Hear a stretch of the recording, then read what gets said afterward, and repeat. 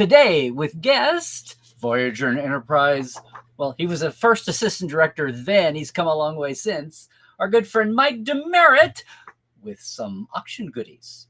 Today on episode 404, can you believe it, of Trekland Tuesdays Live with me, Dr. Trekland Nemecek, coming at you from the heart of Trekland for some sanity, clarity, and a bigger picture in all things Star Trek. Yes, it's also the home of TreklandTreks.com. So when you are headed to LA for business or pleasure, surely you'll have an extra day you can set aside. Don't you think Star Trek fans deserve a special tour of location sites in this case, right? No stages, out amongst the locations. It's awesome. We work it out ahead of time. I concierge you. It's a memorable time. It really is like a customized away mission. It's summer season. It's summer season, and we're back. And you know what? Yes, I have a guest today. We've got Mike on in just a second, but you know what? I have if this was possible, an even more special guest. I don't think she can beam in, but the next best thing. Look, it is my old friend and colleague and granddaughter. Just for a moment, she's bopping in to say hi. It's Cadet Alice. Hi. I don't have my beret in for some reason. I should have done that. This is not an official Starfleet capacity visit. Yeah. So we're looking up there, remember? Yep. Yep.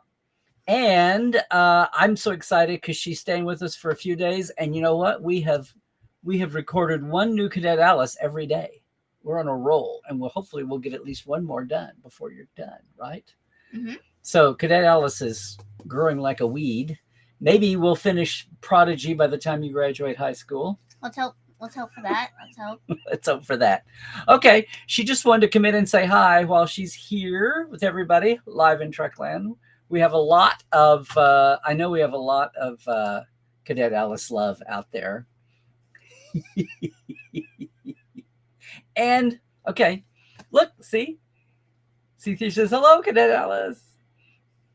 Okay, we have some bang up shows coming up. I haven't posted any of season 2 for Prodigy and for us until we had several in the can, but we're getting there real quick. So be looking for some new Cadet Alice's while you are, activating to protect Prodigy for a season 3 or find a new home. While everybody still has the protest mentality out there and the save the show grit, we'll be doing our best to shine some light on Prodigy, right? The more episodes we make, the more episodes of Cadet Alice we make. So you can't beat that. Okay, you ready? Are you going to beam off now? All right, guys, I got to beam off to my other ship. It's called the living room. Hey, if you're going to talk, be on camera. First thing to learn. Okay. You said what? I said I'm going to beam off to my ship. It's called the living room. Oh, the living room. The USS living room? Okay. Yep. Okay, well, bye. Goodbye. Thanks for dropping in. And now, drop out. Okay. Shut the door all the way. I will. We'll do it live. All righty.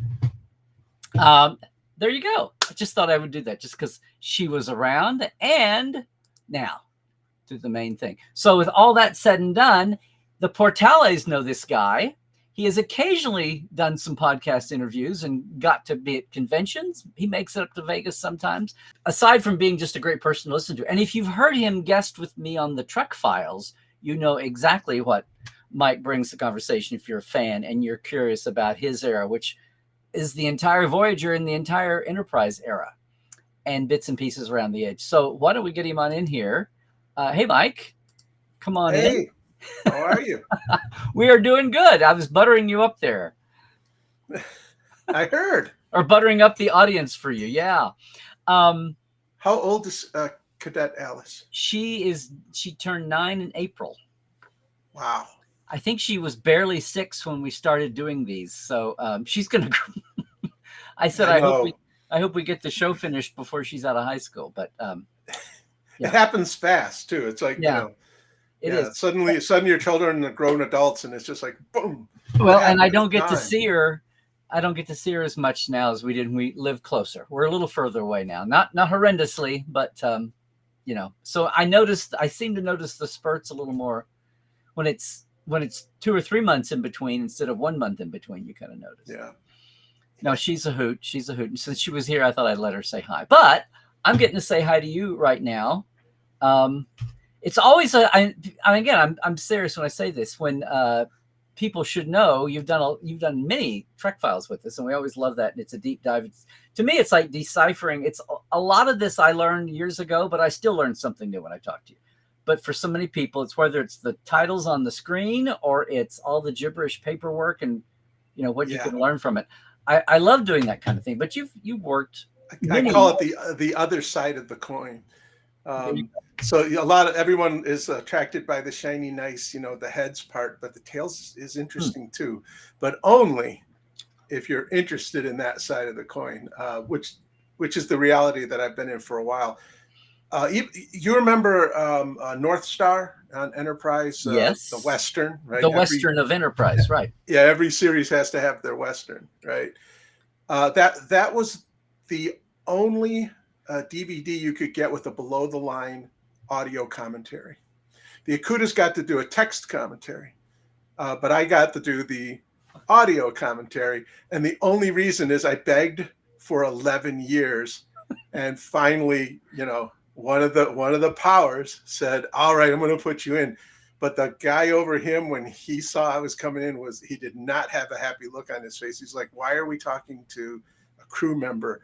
Why are we talking to a crew member? What do they have to do with the performance and the art and the writing?" And when we did the recording, at the end of the recording, he came up to me with a big grin on his face. He said, "That was amazing." And I said, "Yeah, it's just as interesting how we do this as it is that what is created." And I find this happens. Well, I'm going to say not all I mean, I love them all. Everybody has something to share. Obviously, they did the job. They were there. They worked with the people. They did their job. But as far as communicating that, not everybody is an equal when it comes to that. And you were really good at that, my friend. Well, that's probably why I'm teaching now. Yeah. What a coincidence. What a coincidence. Yeah. Well, also, assistant directors, the core of their existence is communication. Right. So if you are, the I don't want to say worse. I'm trying to get away from good and bad and saying skilled and unskilled. Mm-hmm. So when it doesn't sound like a moral judgment, but the least skilled ADs I worked with were the kind who held the cards close to the vest. Like, I know something and you don't, and you have to go figure it out. And I'm like, how on earth do you get things done without communication? And the very best, like Jerry Fleck, mm-hmm. You knew everything. You knew what order it was going to happen. And if changes occurred, it was right down the pipeline. And you had better tell the people you were supposed to tell, because he expected everyone to know this change has occurred or our new plan is this. And those shows are always more efficiently run. That's not what makes a show good or not. Pay off in the end. Yeah. Oh, yeah. The gears are well oiled. That's just got to pay off in the end. Sure.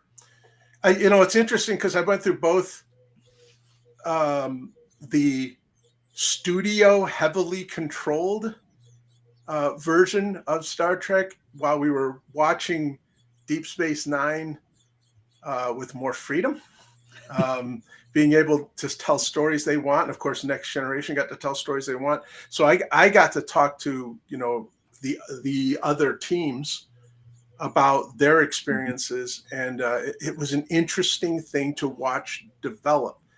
Because you're right there together, just across the street. Just across the street. And at the same time, Babylon 5, remember Babylon 5? Mm-hmm. Yeah, that was going at the same time. So we got to see what it was like, because we have a lot of the same, particularly extras, working on all iterations of anything sci-fi. Anyone who could put on the big old rubber mask and give you a performance through it, they had a job in that period of time, because there were so many shows that were trying to get people who could do that. And that was also enlightening, because we got to see what it was like when you didn't have money. When you had to figure out a different way to make this set the same set 40 times in the same episode. We reused sets and repainted them and reused them, but not in the same episode. It was very interesting to watch the mechanics of each of these productions. You're talking about Babylon 5 there. Yeah. Yeah. Babylon 5 was how to do it on literally half the budget that we had. Yeah. And we Alan had Kobayashi. great look. Yeah. Yeah. Alan Kobayashi worked in the art department with Mike and Doug, and he on Trek, and he was a huge Trek fan, and he still goes to cons. His latest thing now is he designs 1 or 2 new T-shirts to wear. That's become his thing. Oh, but he worked on Babylon 5 at least 1 season in 1 year and gave us a tour, and he was talking about that, how their production designer was basically a theater guy, right? Because they were painting texture, and they were giving texture with paint, not with forms, and trying to get but it was basically like glorified theater flats. Yeah, and like I said, we had extras like Pablo and Luis Ortiz, and just a ton of extras who worked on both shows, and they would say, on Babylon 5, they tell us you can't take 1 foot to this side, or you'll literally go through the floor, because it's just paper mache and eggshell cartons, and it's just, and the back, don't touch the back wall, it's just being held up by a stand. And on our sets you could do anything, because they were solid builds. In fact, when you wanted to move a piece, that was the time consuming part, because everything was rock solid, because it was designed that way, and they had the finances to do it that way. They were basically going at it on like regional theater budget, basically. Wasn't but they had they had a good cast that salvaged a lot of where they were weak. They had good writing, and as a teacher, as an instructor, I say that this is more important than anything else. The number 1 and 2 things you have to do is write a good script and cast it right. If you do those 2 things, the audience will forgive a lot. If you give them those 2 things. And everyone's seen a movie or seen a show or something where it was beautiful and it was gorgeous, but it was unwatchable. There's nothing there. What a waste. So when people in the skill sets that we have as crew, we don't show up until the script is right and the casting is right. When you do those 2 steps correctly, then we become the detail, the paint and the shine. Everything now can elevate. The DP's work doesn't matter if the cast is wrong and the writing is wrong. But that is why, out of all the hundreds of television series, the dozens of sci-fi, much less just the hours and hours of film period, not every show is a Star Trek where people do turn around and want to hear from people like you. And part of that, it's the chicken and the egg. What came first, the audience or the man? Correct. Yeah. But in this case, we sort of know, right? It's like the Star Trek Star Wars relationship. Both of the powers behind both have said that it would not exist if it wasn't for the other. There wouldn't have been Star Wars if it wasn't for Star Trek. If it wasn't for Star Wars, Star Trek would not have come back. So this idea that their rivalry is mostly artificial, they actually are in harmony, because one was needed for the other to happen. I never understood. I understood the appeal of Star Wars, but I just never understood the 60-year appeal of Star Wars. It's funny. It's better. The Star Wars on television is now better than the stuff they have in the theaters. Well, right? See, it found its niche. Yeah, yes. When they decided to make something like maybe a Western, only to the stars, it started to really work. Does that seem familiar to anybody? There's a reason The Mandalorian is well loved. There's a reason that Andor is well loved. They have the Star Trek core concept underneath them, except they aren't shackled by the idea that humans have developed into something wonderful. Yeah. Which was the Roddenberry's. That was his. Well, that was his one constraint, was that humans in the end always work things out. Well, whereas the others get the freedom to have really, really, really bad people. Yeah, their galaxy is far, far away, so it hasn't emanated out there yet. Whatever their galaxy is, I'm sure there's. But both Star Wars and Star Trek fall in the camp of, in the end, AI will be good. Because we will learn to get along, and we will treat them. We treat the ship, the computer of the ship itself is a character, and they treat it that way. And we treat, the robot. We try to find its humanity, right? Whereas you've got the Terminator view of life, and that's the one that everyone fears, that the machines will want to take us over. The Matrix, the Terminator. Those formats were, see, part of this is movies versus TV, and all the years of the Kelvin movie, the JJ movies, I was like, whether these are hits or misses, they could be bombs or they could be great, but they're still not a weekly hour that you're visiting regular characters in a universe that's gradually getting more and more fleshed out and made real, which I always thought was the point. And then you wind up where you have people, cursing the fact that the universe is so fleshed out. I'm like, too much. If you don't want to work in Star Trek, then go start your own and do what you want to do. But don't come over here and then gripe. You wouldn't have this job if it hadn't been around for 30 and 40 and 50 years. Like, no one would care. Right. So, and it's still creating new content now. Yeah. So there's something absolutely correct in the foundation, or that wouldn't happen.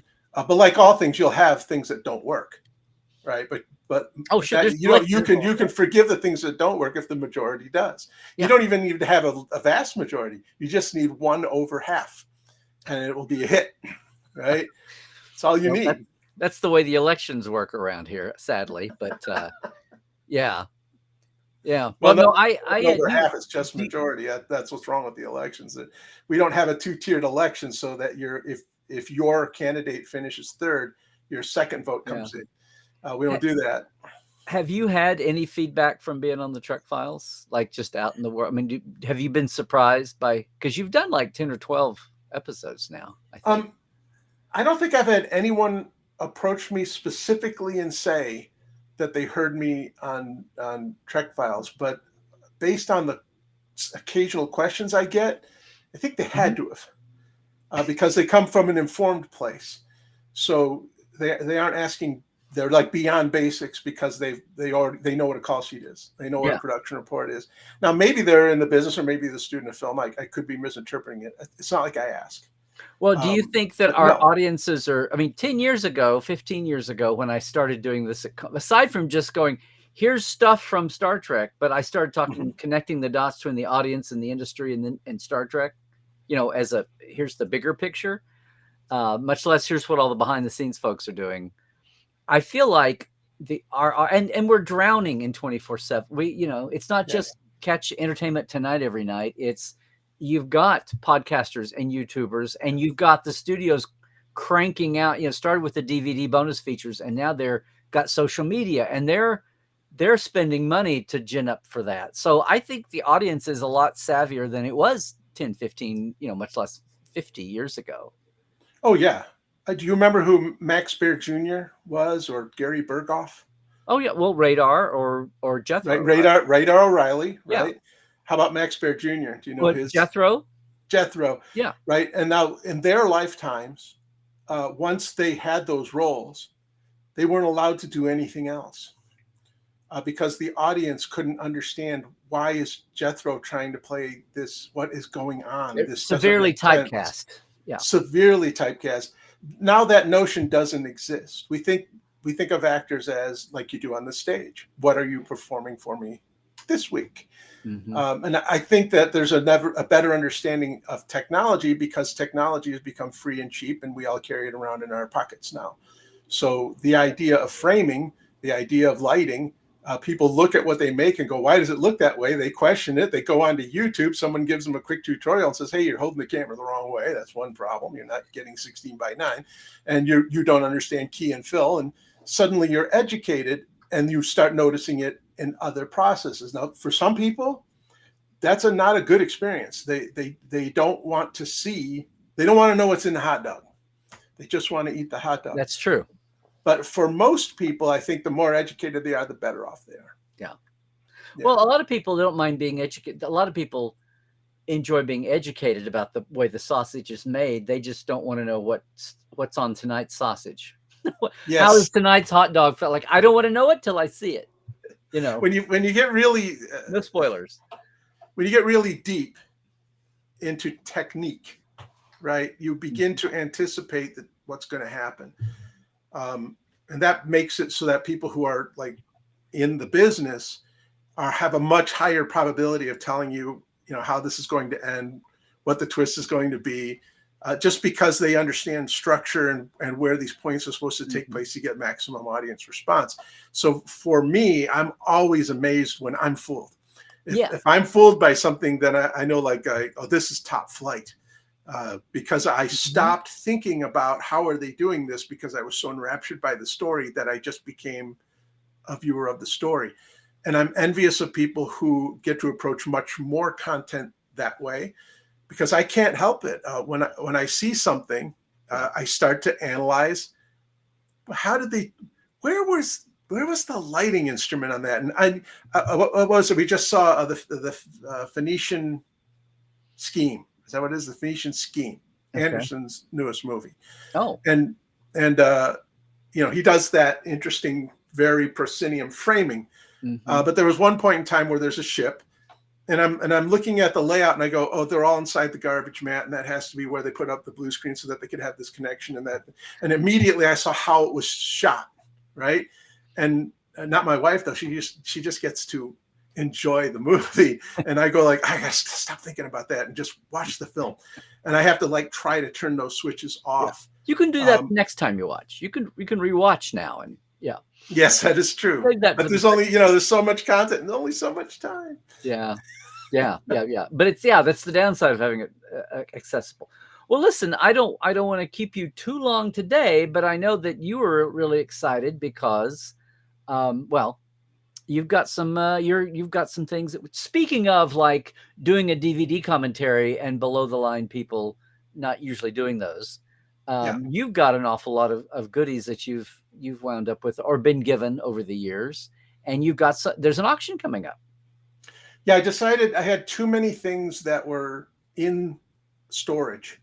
Too much. That I was I should have let these go a long time ago when people really wanted them. But they held a strong memory for me. And that was that as you grow older, you begin to realize it's time for someone else to have these connections. Yeah. So, I've had this counsel that Robbie McNeil gave me on the ending days of Voyagers, and they were about to throw them in, literally sledgehammer into the trash.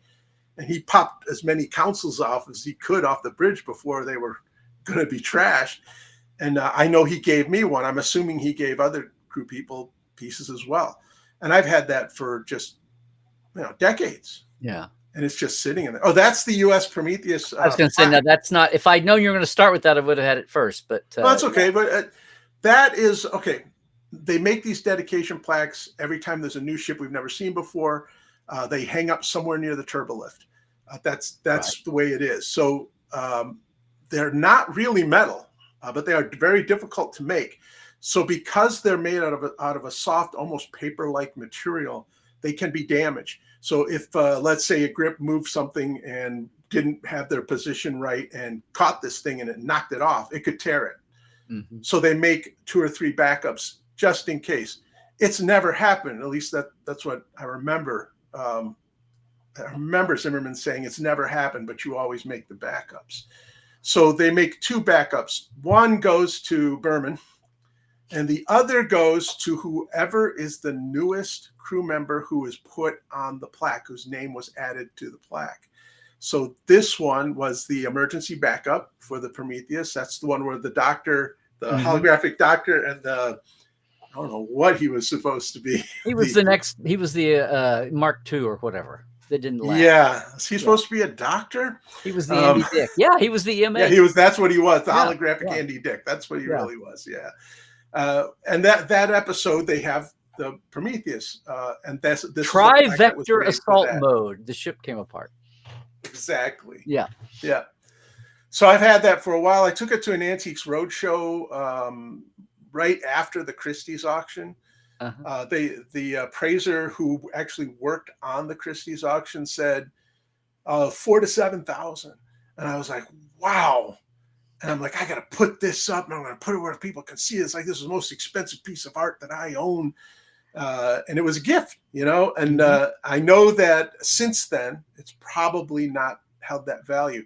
And it's basically been in a box. I've had, since we last moved, it has not been out. And I just thought, that's not right. You know, somebody will want to display this because it's real. It's not a copy. And this is let me go back here. So this is like a scan of it. Yeah. Because it looks very digital, so it's not and this is like actual thing in an actual frame, right? But that's not the frame. Yep. You framed it. That's not the frame. I framed it. Yeah, I framed it. I learned a lesson in framing it because the first time I framed it, I had it framed. You know, I was like, "What looks good, but least expensive?" And then it had glass surface. Well, the glass broke, and then I was like, "Oh!" And then when I went into a real framer, not the cheapest framer, they said, "Why on earth do you have this behind glass? This could fade to the sunlight, and you got to get, you know, this kind of acrylic that has UV protection inside it." And so we did it right the second time, and that's why it still looks so good because it's been properly framed. UV, yeah. But that to me was like one of the nicest things I was ever given, and I hate the idea that it's just going to sit in a box. Yeah. I doubt it's going to fetch 7,000. Well, we'll see. There's stuff. Oh, this is interesting.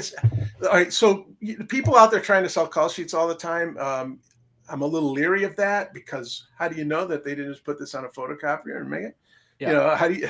They are photocopies, but this is the entire pilot for Voyager, including the Exodus of Geneviève Bujold, with the production reports.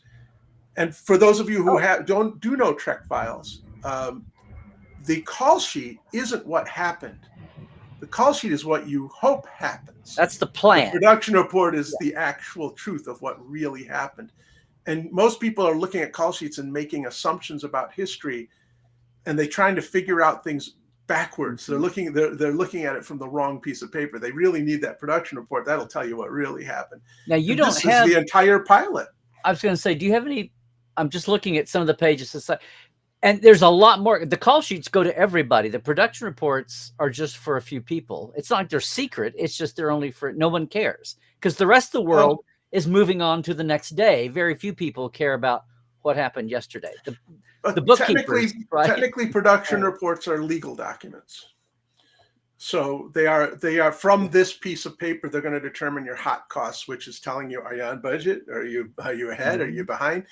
Which directors want to know, right? Because there's something they were told they couldn't have, and if they are in an underage, they want to take that goodwill and buy it back. And if they're in an overage, they have the exact opposite attitude. Like, what can I do to get it back on? Because I don't want to be the person with the reputation of being over budget. Well, also, even production reports even say so and so was injured. So every detail, was hurt. Anyway, so you've got a lot in the auction. You have an auction lot, not an awful lot, but you have an auction lot that is all the call sheets and the production reports from Emissary. I mean, not from Emissary, from Caretaker. From the pilot.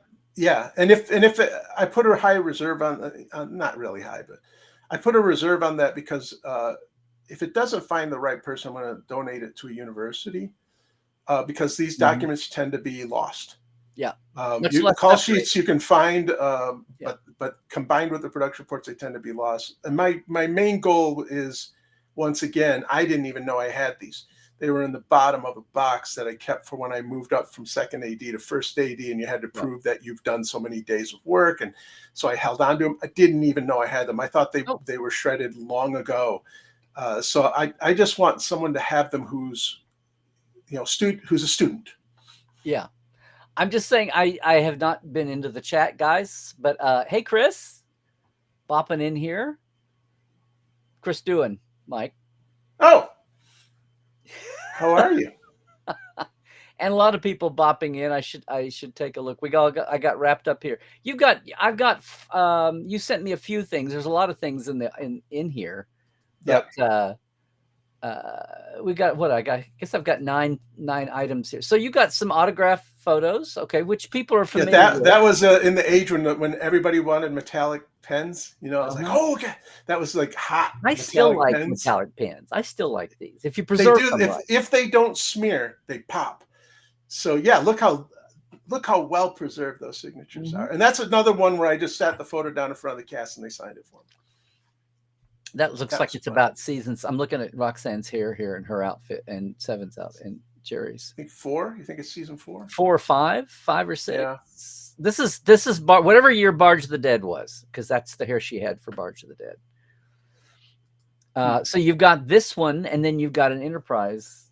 This one is rare, right? So the other was a publicity photo that the cast signed. Right. This photo is from poor Porthos when Porthos, in a dream, Porthos dies and we're at the funeral. And this is one of those rare times where the entire cast is not in uniform. And together. And together.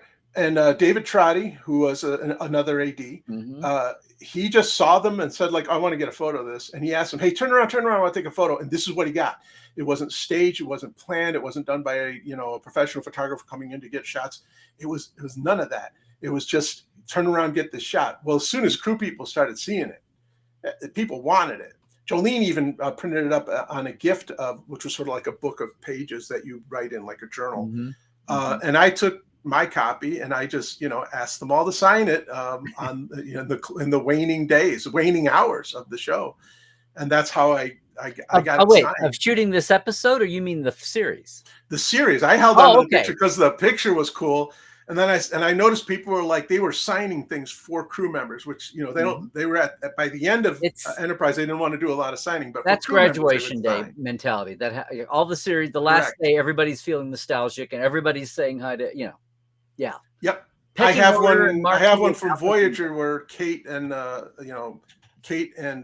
Jerry Ryan on the cover of one of your magazines wrote me notes and signed it. So that I'm keeping. That's for me. It's personal notes. But this one, I thought, again, it's just sitting in a box and it needs to find a happier home. Yeah. And again, as you said, I know this image because you all share, Dave or you, probably David back then. Probably David, yeah. Shared that. And I think we may have used it in the magazine, but I had forgotten that it was not a thing. Now, this is going to be, I'm sitting here trying to figure out how to get this to fit. There we go. There you go. Yeah. One of my favorite things ever created right there. I was under I thought that this was from Voyager, but it's not. Michael Okuda said, no, this is from Carpenter Street on Enterprise.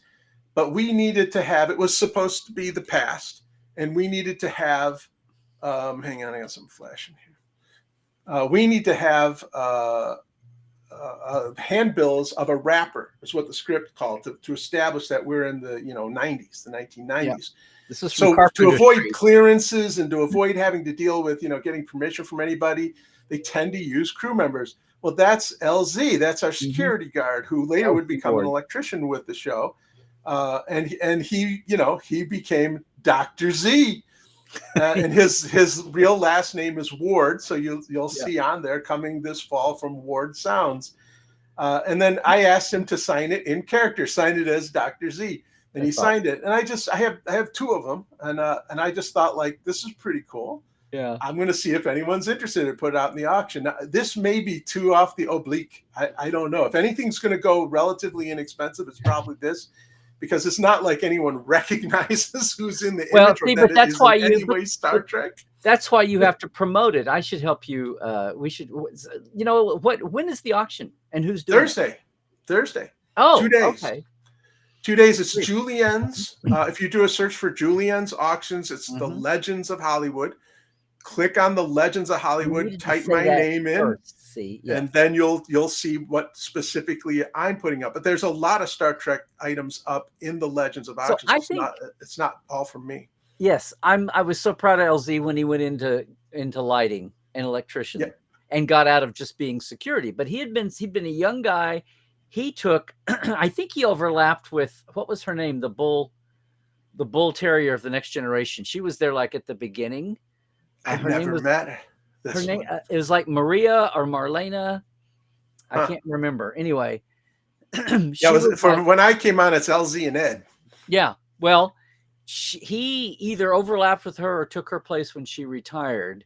But then I think he was like midway Next Generation and then all through Voyager. And then midway through Enterprise, he got out of security and went over to electric. So good on him. But yeah, the electricians told him, They said, LZ, you have a kid now. You're gonna become an electrician. We're gonna get you in the union because it's so busy right now that they're taking permits. And he was like, I don't know anything about it. I don't know anything about it. He says, we're gonna teach you. And they did. They taught him day by day by day. It took a year, but they taught him what to do. He became good at it, and there you go. And he becomes an electrician, and that's what he's been doing ever since. Good that he got in before the 10, 15 years later, the slowdowns. Yep. Yeah. Oh, look how fast Christoph was, man. He found it that just like that. Boom, puts up the link. That's amazing. Oh, Christoph's good at that. Yes. Thank you, Christoph. See, you're right, though, that LZ's wrapper poster here from Enterprise, that is very obscure, and it's not, but that's why we need to let the world know, because there will be the people that want the obscure stuff, but they don't know it. They love the obscure, whether they knew LZ's name, whether they know Carpenter Street or not, that episode, but they would rather have something obscure than something that everybody can see. And it's because the obscure is most routinely destroyed. No one thinks to hang on to this. Well, I have Millennium Gate posters. They're not autographed. I guess I could get them autographed, but I've gotten out some Millennium Gate posters. I've got some Sanctuary District flyers and meal cards from the Bell riots. But let me go. So this was I guess if everybody can see the top, this is when they went to syndicate, 5-day a week stripped in syndication. Yeah. Now 5 nights a week or 5. Yeah. Yeah, do you want the story on this poster, or have I given you too many stories? No. So there was a publicity event where they were taking some photos and stuff like that. And at this point in time, the cast is like, not another one. Maybe I can. They just please, I just need to go memorize my lines. I just need a few minutes of a trailer. I've been and they were done. Right. And so here they're coming over, and this no more photo shoots. No more. But they did the photo shoot because that's scheduled. But this poor publicity person had 12 of these posters and said, "Oh, will you sign them?" And they were like, "No, I'm not signing anything anymore. I'm done with that." And she went into a bit of a, I don't want to say panic, but I could see the distress. And I said, let me talk to him. And one by one, I talked to him and said, hey, listen, just don't do all 12. Just give them 6, okay? Just sign 6. And they all signed like 8. And she was so happy that she gave me one of them. So because that's how I ended up with it. Giveaways for events or something, or well, I don't think so. I if it was a giveaway for an event, they would have said, I guess they didn't want to sign it. No, I think it was this person's boss, and this person's boss, and this person's boss. It was grease the wheels for me, it was grease the wheels up the chain stuff. Yeah, and they were imagining having to go to these people and saying, I couldn't get them to sign it, and they're junior, right? They're trying to prove that they get things done, that they get things accomplished. So it was clearly a huge relief for her when I got them to sign it, at least. Yeah, about not quite half, well, about half, a little more than half of them. Yeah. Okay, and that's what I mean. Yes, thank you. Absolutely right. That's what we mean by the personal story. Yeah. Let me. So it's a great. Now I was trying to remember because this feels very Dominion to me, but that obviously wouldn't have been a Voyager piece unless this is. Well, this one has been in everything. I mean that graphic style, but yeah. Yeah, they kept moving it around from place to place and would put different little stickers on it if they had to. It was just a panel that would move from ship to ship, and at one point in time, it starts to. The glues are starting to unbind and it's starting to slide. Mm-hmm. So it's falling apart, and they have a distressed ship that's supposed to be attacked. So they pop it in there and they let the painters go to town on it to age it down. And I think this one was now reconfigured to be Xindi. I think that's a Xindi sticker on it now. Okay. But it's gone through probably 40 or 50 uses at this point in time. So I was going to a convention, and I told Herman Zimmer, I said, hey, is there anything I could take to the convention to explain how we do things? And he said, well, this is trash bound anyways. Take this and let them see just, how much this is actually artists just putting things together to give you the impression of something because all of that's not paint on the outer trim. Mhm. That's tape. That's tape. And those little gel things are just they're little bubble gels with color. There's your tape coming loose. Yeah, coming loose up in the upper corner, and this perfectly demonstrated. They hand cut this. This just was the art department making something. At one point in time, it was beautiful and new looking. Then they put it, slowly it became less. So they used it in more distressed ships until it finally had its last iteration, was time to be done. And so he gave it to me to walk around to this convention and talk through it. And I did. And people were so fascinated at the simplicity of it. It is not, like we have 3D printers now. They probably just print something like this out now and it would be solid and it would last for years and years and years. This is foam core cut with a sticker put on it that someone made in their computer that morning because it looks right. It's amazing, artistic, fast. They look at a piece of the set that's already up and they go like, this looks too empty. And Herman said, looks over, I don't know, probably Mike Akuda, and says, Mike, give me something for right here. Give me something for right here that looks like it belongs, and just walks away and knows it'll be done. And he goes and he cuts it, and he puts it together and shows it to him. Says, is this good? And he goes, yeah. And boom, it goes up, and then it gets used for something else, and something else, and something else, and something else. Mike, David thinks we need something over here, so let's get some texture over there. Okay. Was that a reference to David Livingston? I just was thinking what director with clout would, or whatever. I think he's still the leader, right? 61 shows. The most episodes of any of the directors over all the years. Yeah. So let me get. So this was. I had one. Now this is is this a decal or is this mounted on? This was a mounted. It's about. I can't even. Yeah. It's bigger is it mounted on something about that thick? Yeah, a foam core. This was on the turbo lift door, so it's the biggest one they had. And I'm walking with LeVar Burton preparing the next episode, and they're they're putting the ship back to the way it's supposed to be, so it's no longer mirror universe. And we just happened to be walking by the set to talk through shots when someone from the art department just was popping this thing off. And I said, what are you doing with that? And he goes, I'm taking it out to the trash. And he's, well, you want it? I go, yeah, I want it. I just think if I'd been there 1 minute later, it had been gone. Of course. Right? Of course. So I just took it and I wrapped it in this paper and put it in a plastic thing. And I'm like, someday I'm going to put that up. Never did. It just stayed in the box for 20 some years. And it's pristine.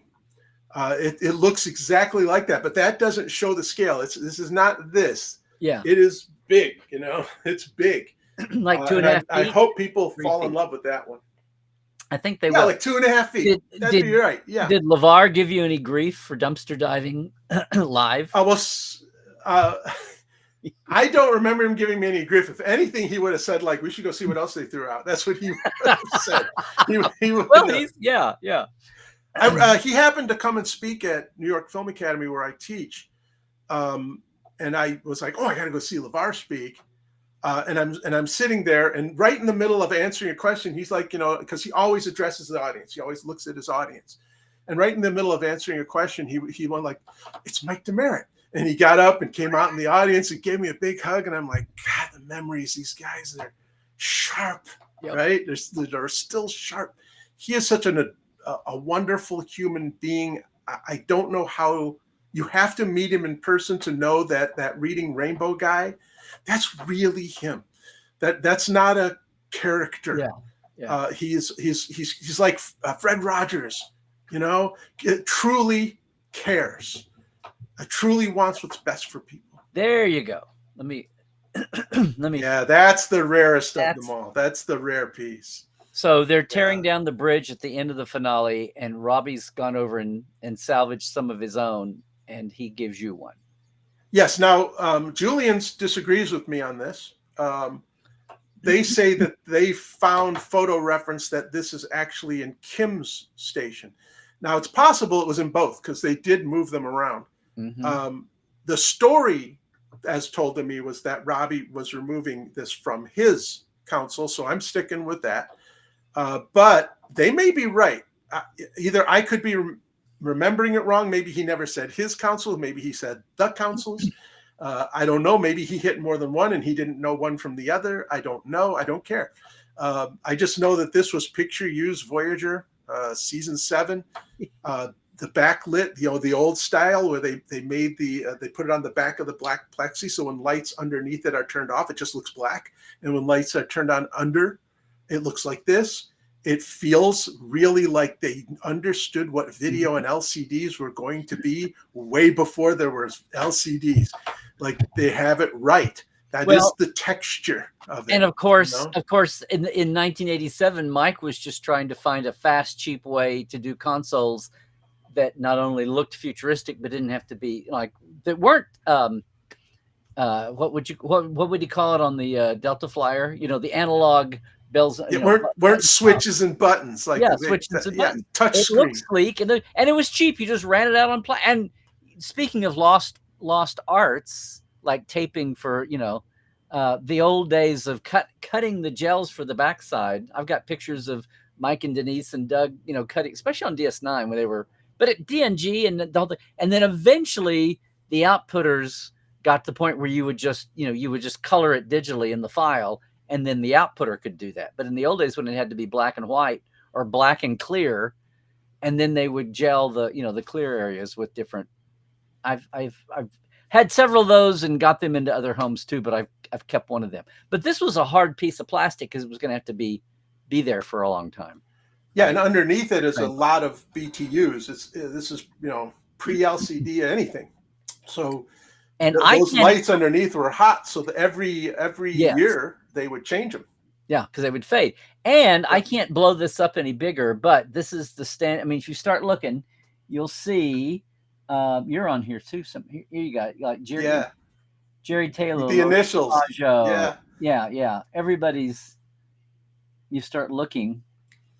I'm like all the little buttons in there are usually people's names. The first 2 letters of the first name and first 3 letters of the last name, and you can sort of go through the crew, and sometimes you'll get one that stumps you, and you're like, who is that? Who is that? And we when we're as ADs, you don't have to, you're not moving equipment around as much. So when you're watching other people work, which is the ideal state, it means things are going well. Then you really pay attention. You notice the little jokes. You notice that, that's a Shakespearean quote right there. Only they did it by removing all the vowels.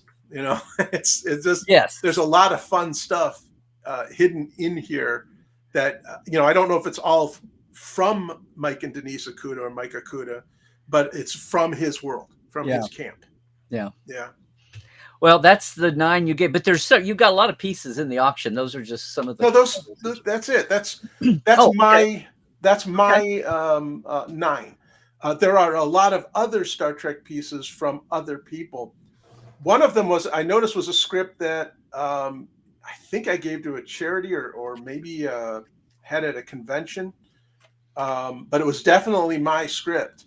And because I had my, the writing for my name on it, I said, that one's mine. And he had it signed by all the cast members. I've noticed there's a lot of interest in that script. I'm like, I should have hung on to those scripts. But I gave away so many of my scripts. I'm down to just a box full now because I didn't want to move them all. And now in retrospect, I think God, should I have kept every single production board and every script? I mean, I never would have thought of that. I never would have thought to keep call sheets. Are they like dog episodes, or are they some? Yeah, what I have left, you mean? Yeah. Well, the ones that I hang on, I've had like LeVar sign one for me. The ones I hang on for myself, here I'm going to turn around on you, are not. Here it is. So there's Caretaker for this. Oh, here, let me I didn't know. I was going to try to get through. So we need to kind of wrap it up kind of quick, but I'm going to let me hold on a minute. Let me get rid of. Okay, now go ahead. That's Caretaker signed by everybody. Mm-hmm. That's not for sale at this point in time. Maybe I'll feel differently if someone, is really interested. And I have a couple that were signed. One signed by Brandon Braga, and I have one signed by Andre Bomanis, and and one by LeVar that he directed. That those have just sort of come into mine. But aside from that, I have a handful left.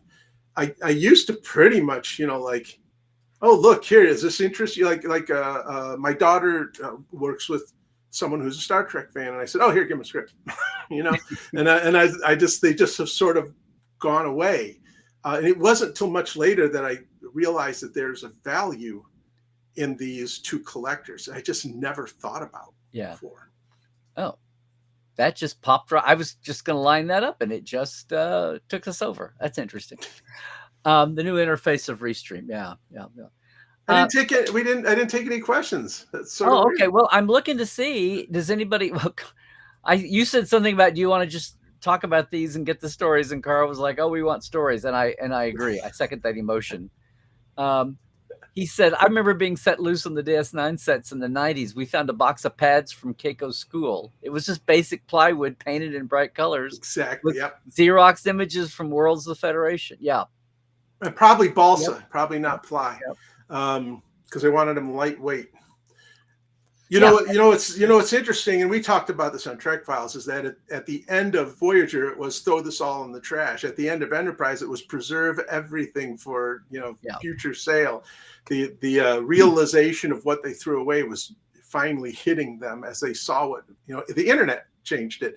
As they saw what was happening online, they were like, oh my God, people want these. So all that stuff that got trashed, like I was given isolinear chips that were on their way out, and I took one to an auction once, and the guy offered me, to a convention, and the guy offered me, he said like, oh, I'll give you $100 for that. I'm like, $100 for this? I was like, okay, fine. And then a person came up to me later, a guy from Germany who I've become friends with, who really knows his stuff, and he goes, Michael, no, not a. He now turned it around, sold that for $500. And I'm like, what? So you just sometimes don't understand the value of things because to you it was work. Yeah. And you just don't comprehend that. Oh, to someone else, this is a memory that they want to hang on to. Well, and but see, it's a little bit like, I don't know, stamp collecting and coin collecting. Part of the value system. It might, some people, emotional attachment, and some people are collectors who look at value, but whichever way it goes, the value is partly determined by scarcity, and they depend on, it's like, toys or whatever. They depend on. It says collectible, it's not. Destroying their G.I. Joes and Barbies, Yep. Because there's. Rose is asking, what was my first job on Star Trek? So I came in as, this is a DGA capacity, a second assistant director. Now in Europe, that would be called a third AD. But in the United States, we don't, or in the DGA system, we don't differentiate between seconds except for by pay grade. There's a key second who's responsible for all second. There's a second who's like their lieutenant. And then there's all the other seconds, which they just call additional seconds. But any second should do the job that any other second can do. So that's why we have these designations that sound weird. Key second, second, additional second. So I started as a second AD, moved up to key second AD. By the end of Voyager, I got my first AD job with them. And then on Star Trek, I was going back and forth between key second and first AD. And then after Jerry Fleck's unfortunate passing became his replacement, the first AD from then till the end. And that was my progression. Beginning with Star Trek Voyager caretaker. No. When Jerry passed and you bumped up. Oh, that's North Star. Was North Star, yeah. That's why they let me do that voice, because even this person who was not really part of the crew was so saddened by the loss of Jerry Fleck that he said we should do this for him, and that's how he got it done. We weren't doing it for me. We were doing it for Jerry. And I would also think that awareness now, there's so much that no one, in the end, doing a show is one thing.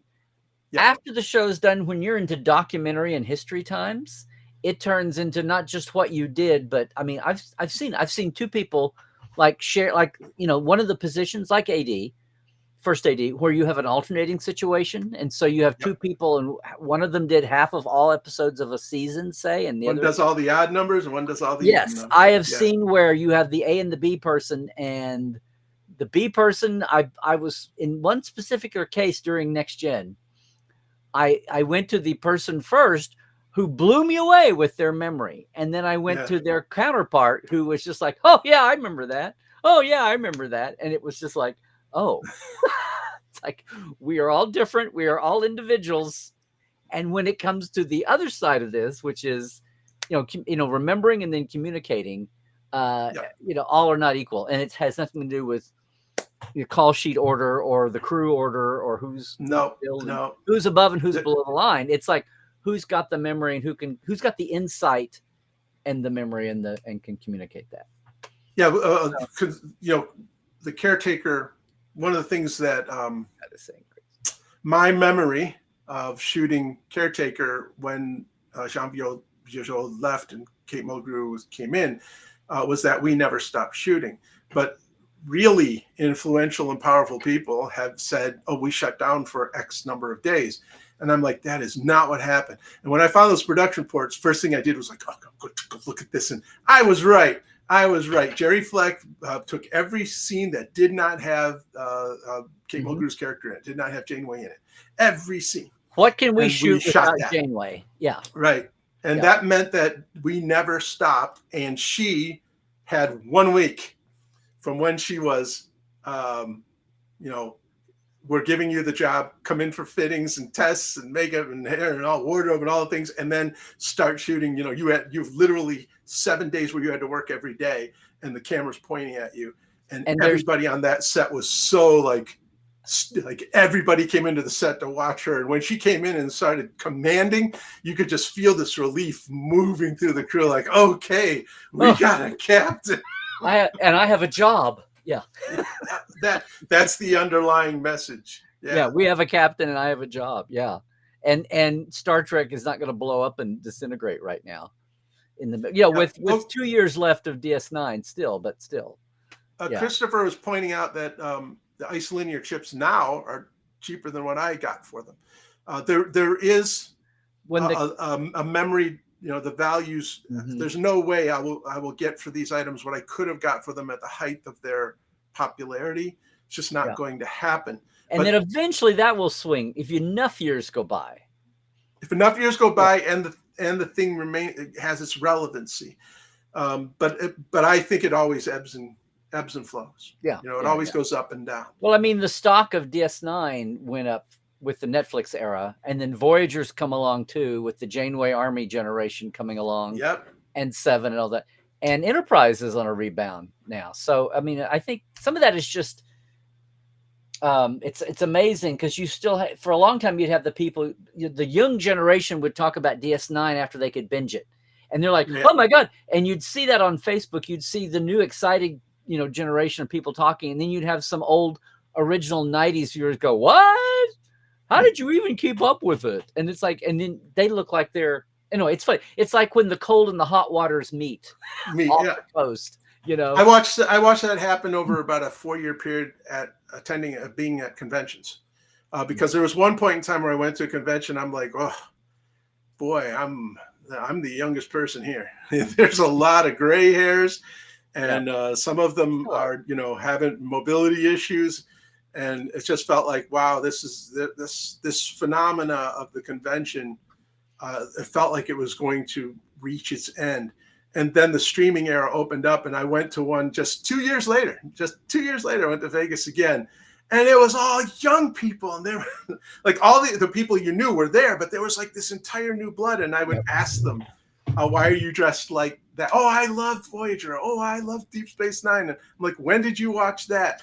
And they all said, oh, I was watching, the new movie, the Abrams movie. And I remembered my mom really liked this. So I thought, let's just watch a few episodes. And I watched them all.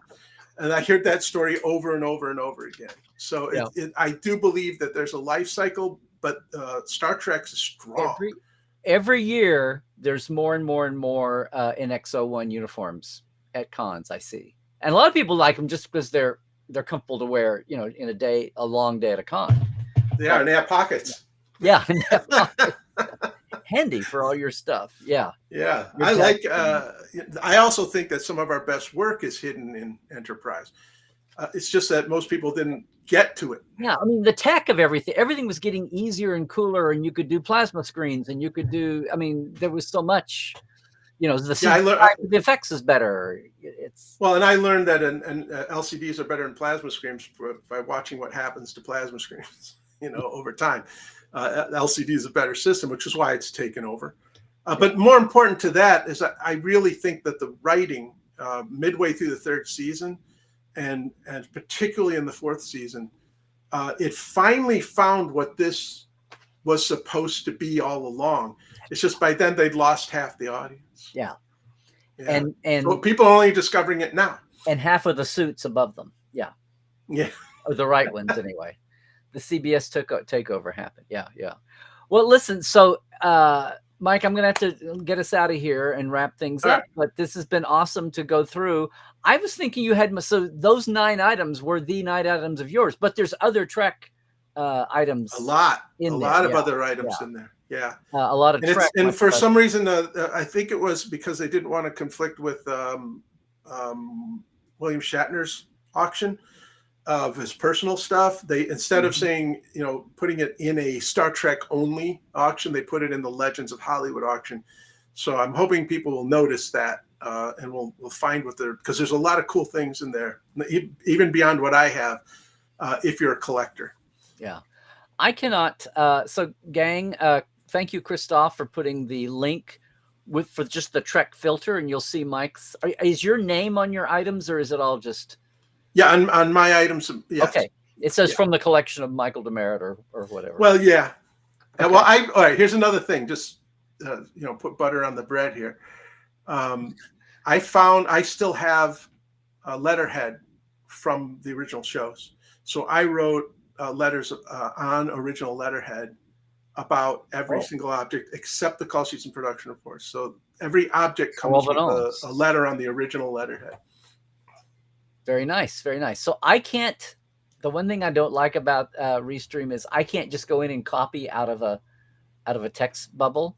So thank you, Christoph, for running these links that you ran. If you're able to, if you or anyone else is able to copy, because I can't, amazingly. But there's links for Mike's stuff, but there's also a link for just the Star Trek filter. You can see Mike's and everybody else's. And it starts Thursday, or it's only one day Thursday? Well, the online is open right now. Okay. So you can, if you register, you have to register if you want to just watch it. You should register right away if you're interested in just watching it, because you can watch it live stream if you're registered to auction, whether or not you ever bid. So the other side of that is the live auction is where the gavel comes down. So Thursday is the live auction. All the online bids, whoever's highest on the online bid will become the starting bid on Thursday. But they have a whole system in place where you can put in a much higher bid so that even if you're not present, if someone bids higher, yours takes over, and if someone bids higher, yours takes over until it hits your number where I won't go beyond this. Yeah. And yes, someone asked, are there TOS items? I believe there's some original scripts in this auction. Oh, okay. Yeah, that's Sherry came in. Okay, I've really got to get out because I got to get to FedEx by 3:00. I'll just say it. Okay, there you go. What's this reality thing you speak of? I know. So, but I knew we, well, as usual, whenever it's Portal 47, whenever it's Trek Files, we could go on and on all day. But I wanted to, it's not, you're still teaching. It's not like you're, it's not like you've got to get rid of this stuff, except that you finally do eventually realize how much you've got. And it's like these things need to get out. I do have a financial objective of debt retirement, but it's not, I'm not like, my house didn't burn down. Yes. That happened to a couple of our crew members. Yeah. Literally lost their homes. Several. So it's not like, oh my God, I really need some money. It's not anything like that. I just want these to find places where they'll be seen. Yes. And not just sit in a box anymore. But part of that is telling the story with it. And the letters provenance is great for the owner, but it should be out there up front. And hopefully, thank you, Christoph. Yeah, if you go to the Julien auction site, the letters are there. So if you scroll through the pictures, you'll see a picture of the letter. Okay. So thank you, Christoph. He just posted that overall Trek link again. Mike's things are in there amongst that. So He's like, boom, he's on things. He is. He's ready to be an AD. He is. He'd have to come over from Vienna, or not Vienna, Innsbruck. He's one of my portales in Europe. So it's always here on Tuesday, too. Mike, thank you so much. Good luck with the auction. Good luck to all the buyers and bidders who are out there. There's some, I mean, that's one thing. As the years go by, the riffraff gets, not the riffraff, but the really cool things emerge, right? Yes, so, yeah. You know, when people are willing to part with their collection. Yeah, or things make another cycle. They get rebid again. Maybe it was 20 like, you know, you won't get the Gorn's head because Ben Stein ain't letting go of it. Was it Ben Stein? Was it Ben Stein who got that, or was it someone really famous got that? Oh, okay. Yeah, and they're never going to let go of it. You have to wait till they're gone. Yeah. Hey, Melanie, thank you. I hear you. Yay. I am, and we will. Mike, thanks a lot. I'm going to let you go, and I'll close out the show. And good luck. I'll stay in touch. Right. We will see. I'm going to be traveling Thursday, but we'll see what's going on. I'll probably be sitting there staring at the machine going like, come on. Okay. Best of luck to you, friend. Thanks a lot. Take care. Okay. Bye. Bye-bye. Okay. All right, everybody. I'm going to call it there. Glad to have always good to sit down and talk with Mike, and we could go on for a mile of miles. But there is a Julien's auction going Thursday for those of you who are of that persuasion. And even if you're not going to be bidding, of course, it's cool to go through and look at the artifacts and read the descriptions and file it away. Maybe even snag the pictures for something you're going to do later on. Even if you're not even bidding on the item, the way we work these days is just having, images and pictures, and it's just awareness, just knowing what else is going on in fandom in your Star Trek history. But before I make history today, I got to, of course, thank everybody. My Patreon folk, my TTL club. So once again, it's a big shout out, everybody that I've got here. Thank you so much, Chuck A. and James Kerwin, Dinah Hopkins, Halbert Gunnjonson, Lawrence Todd, Greg Wickstrom, Mitch Keith, Andrew Jazimski, Justin Weir, Josh Patton, Pranakasha Productions, Chris Jiggins, Keith Rombach, and Comedy Forecast. And then our live wires, Jesse at Crusher Convo, Chris Claris, Robert McLean, Byron Bailey, J.R. Poole, Gary Williams, James Durvage, Dave Gregory, Dan Lucky, and Casey Shasky. Yes, thanks so much, everybody. If you want to join in, we're getting close to the end of the month, but you still can. Simple Patreon, $5, $10 a month for the shout out. Got to fix that link for your interviews. Live wires, patreon.com/Trekland Live is how you can do it. It's much appreciated. As I say, I don't monetize TTL here the way some folks do. So your super chats are very welcome. And your support through the Patreon is much welcome too. Now, today is a Trek Files. It's another great new episode is up today. We're running down toward the end of our fourth or our 13th season. And just to say, speaking of Patreon, there is a mission log, Roddenberry Patreon. You can get it for as little as $1 a month, and that is how you can come over and join me on my other live event that I do now, every other Monday at 4 p.m. We call it Trekophiles Tonight. It's Monday at 4 p.m. Pacific. Wherever you are, you can join in. You have to get into it through Discord, and you have to be a Roddenberry Discord member for $1 a month, and you can get into all the other Roddenberry communities and podcast groups, and even some that aren't linked to a podcast. It's a great Star Trek community. You can access it, but best of all, you can come be a Trekophile, and that audience finally can talk to each other, which hasn't been possible lately. I'm so thrilled with the Memory Alpha showing there. I'm going to do no live for the next 2 weeks while we're in Oklahoma from SoonerCon and afterwards. I say that. No one. And then we're back on, I'm back on July 1st. We'll be back for July 1st. However, I'm going to do a live Trekland Tuesdays live on Saturday on a live from SoonerCon, from the SoonerCon panel stage. Don't exactly know what the format's going to be yet. We're going to see and figure it out. If I'll have audience folks from that panel come up, what the topic will be. So just stay tuned. We'll let you know. But we're going to do a live Trekland Tuesdays live on Saturday from SoonerCon. I believe it's Saturday. We have been flying so fast lately, gang. I'm pretty sure it's Saturday. Maybe it's Friday afternoon.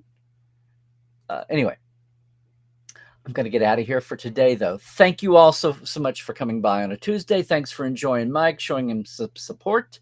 It'll be awesome. The auctions are always so cool. Even if you're not bidding, it's great to catch up. You can learn so much about going to an auction, even if you're not bidding. And the onlines make it even more small d democratic. It's amazing. Meanwhile, I'm out of here. Thanks so much for supporting everything Trekland, everything I do. The Portal 47ers, you know, you can catch us at portal47.net. It's Larry Nemecek for Twitter X and Blue Sky now. It's Trekland. Like and subscribe us here on YouTube or on Facebook and Instagram too. Okay, everybody. Thanks so much for being here. Please, please, please stay healthy, do all the things. There's a weird bug virus. I've been hearing about people with COVID. Not life-threatening, at least as far as we know, long-term, right? But it's still annoying to have your life knocked down for a few days when you're expecting it. Just take basic care. Do all the things. And please, stay woke. Stay awoke. However you digest it. I'm saying check the sources. Check the sources. Check for the actual rationality of anything you're being subjected to, okay? Yeah. Stay careful out there and trek well, everybody.